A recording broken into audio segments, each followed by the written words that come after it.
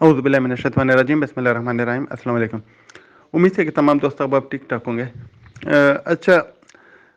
جتنے بھائیوں نے بھی رابطہ کیا، کچھ کے کل میں اٹینڈ کیا اور کچھ کو مصروفیات کی وجہ سے میں اٹینڈ نہیں کر سکا، اور بات یہ ہے کہ ابھی سب لوگ بول رہے ہیں کہ رمضان آ رہا ہے، تو مجھے بھی پتہ ہے کہ رمضان آ رہا ہے اور دنیا کے سب مسلمانوں کو پتہ ہے کہ رمضان آ رہا ہے، اور خاص کر جو ہمارے بھائی ہیں جو متاثرین ہیں وہ یہی بات کر رہے ہیں کہ اگر رمضان سے پہلے ہمیں کچھ مل جاتا تو بہت اچھی بات ہوتی۔ تو میں بھی چاہتا ہوں کہ اگر مل جاتا تو بہت اچھی بات ہوتی، لیکن نہ تو میرے بس میں ہے اور نہ میں اس کے لیے کچھ یعنی ایسا وہ سٹیپ ہے کہ اٹھا لوں کہ آپ لوگوں کو جلدی پیسے مل جائے۔ انشاءاللہ کوشش جاری ہے، آپ کی بھی، ہم کی بھی، سب کی جاری ہے، اور کوشش جاری رہے گی، اور ہر ممکن ہم کوشش کریں گے کہ یہ مسئلہ جلد از جلد حل ہو جائے۔ لیکن آپ لوگوں نے دوسری طرف بھی دیکھنا ہے کہ رمضان المبارک آ رہا ہے،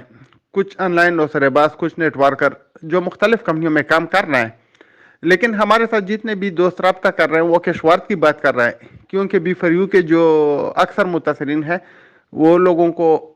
یعنی کیشوارت والے ان لوگوں کو اس طرف راغب کر رہے ہیں اور ان کو بول رہے ہیں کہ تھوڑی بہت آپ ادھر انویسٹمنٹ لگا لے تو آپ کے چولہے جلیں گے، یہ ہوگا وہ ہوگا،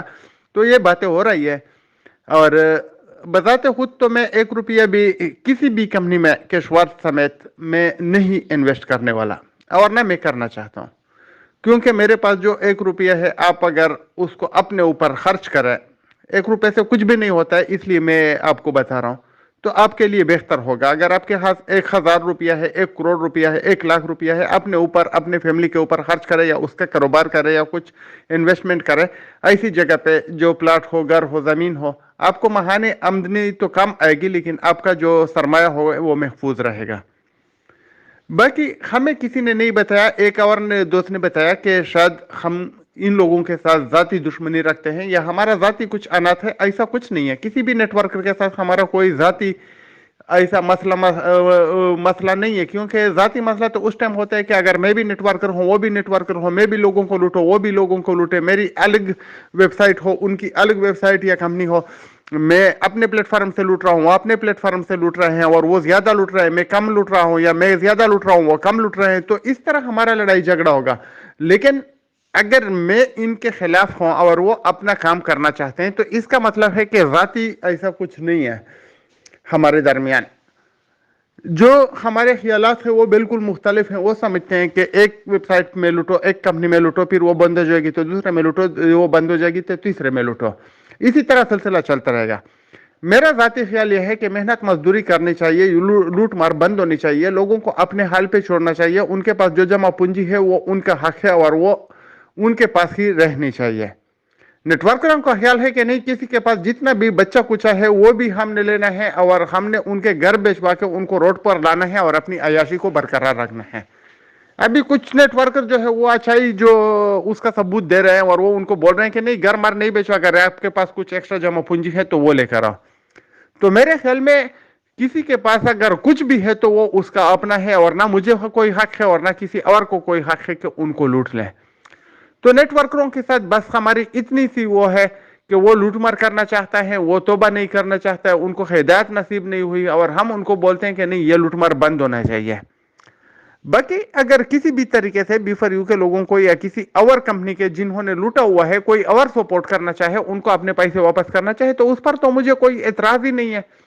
لیکن کسی اور کمپنی کے بارے میں جیسا کہ لوگ بتا رہے ہیں نا، ون ورڈ بھاگ چکی ہے، یہ عدم امین والی ہے، اور دوسرے جو بہت سی کمپنیاں جو بھاگ چکی ہیں یا ابھی بھاگنے کی کوشش میں ہے، فورسج وغیرہ جو بھاگ چکی ہیں، تو لوگ بول رہے ہیں کہ اس کا کیا ہوگا۔ تو ان کا جو آپ کا لیڈر ہے، ان کا جو آپ کا کمپنی کا مالک ہے یا سی او ہے، ان کے ساتھ اپنے رابطہ کرنا ہوگا، ان کے اوپر ایف آئی آر کرنی ہوگی اور ان سے اپنے پیسے وصول کرنا ہوگا، کیونکہ ان کے بیک گراؤنڈ کا میں نہ کبھی اسٹڈی کر چکا ہوں اور نہ میں کرنا چاہتا ہوں، کیونکہ ہمارا اس کے ساتھ کچھ لینا دینا ہی نہیں ہے۔ میں بار بار کہہ چکا ہوں کہ سب ہمارے لیے ایک جیسا ہے، جتنے بھی ہے 1000 ہے، 1500 ویب سائٹ ہے، جتنے بھی ہے، یہ آپ لوگوں سے پیسہ لے کے دوبارہ واپس نہیں کرنے والے۔ پھر بھی اگر آپ لوگ کرنا چاہتے ہیں تو آپ لوگوں کی اپنی سوچ ہے، اپنا پیسہ ہے، کر لیجئے گا۔ تو پھر وہ جب بھاگ جاتے ہیں تو اس ٹائم بھی آپ لوگ خود ہی سوچ لیجئے گا کہ آپ نے کیا کرنا ہے. ہم تو پہلے سے بتا رہے ہیں کہ کسی کو نہیں دینا ہے. آپ نے دے دیا تو آپ کو پتا ہوگا. جیسا کہ کیشورت ہے اس کا ہمیں کوئی وہ معلوم نہیں ہے کہ اس کا مالک کون ہے, اس کو